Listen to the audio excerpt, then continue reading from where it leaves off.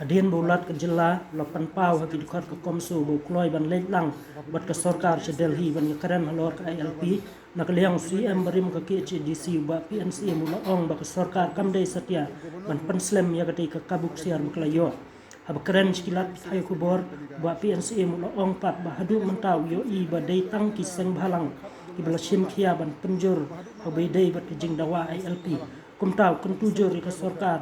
ba ka dei ban sim khia mardor khanang bukin yo no kham kloi ya ka ILP MDA government kabah kajing sisa kila pangas ke resolution do apo ka house kabah I bagilong very serious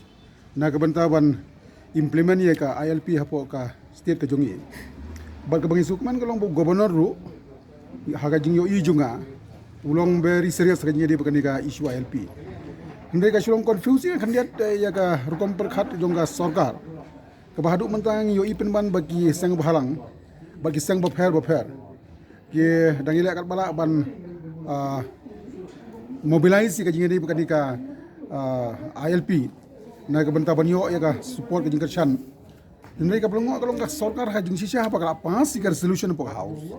ka ei ka problem me ki ban along with the governor along with the NGOs ban delegate ka central government kenang ba ka kam kan stat ba kan urlong kumba khmil tiu pai ba tendai nga I kumba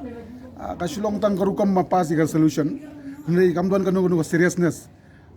haji di ka sarkar mar ba kila pasi ka resolution ka bala syai kadar ba all the 60 MLA ki support ka nagbantaban pentri kami ka LP ka state haji sisa kim dei ban penslam kham tam nei bangiyo I bu governor ru ulong inline ka jingi di ka kam kila di ban ya kandu biang sesin ya home minister union home minister Amit Shah ya prime minister along with the governor kanang ban ya patrikam ko bakmil di pai ba tanga ta juga haba kila sedang ban sna ya ketika permanent exit point tendai ka balungo kalong ba kila di sanction no parmenta ki ong ban persang dagi laban no ki temporary structure dengan susu kai ke jingmu ke jungki tendai ji sya kila di ban persang di exit point ru kan yarap dei kumbang agreementan haga jing yelang ban bu honorim ya office juga bebas nong mission